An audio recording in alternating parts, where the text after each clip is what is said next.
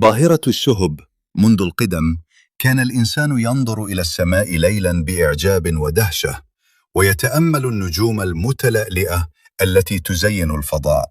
ومن بين الظواهر الجميلة التي يمكن مشاهدتها في السماء ظاهرة الشهاب، التي تظهر على شكل ضوء سريع يعبر السماء في لحظات قصيرة، فيظن البعض أنه نجم يسقط من السماء.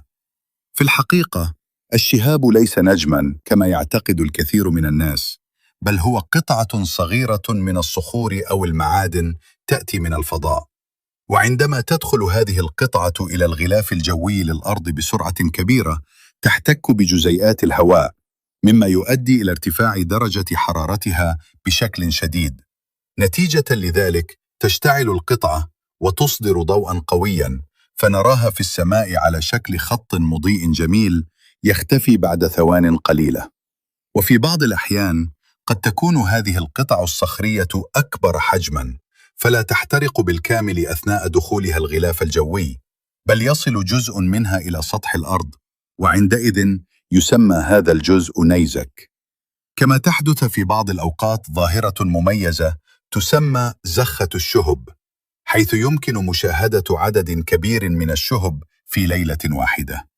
ويحدث ذلك عندما تمر الأرض خلال مسار يحتوي على غبار وقطع صغيرة تركها مذنب أثناء دورانه حول الشمس.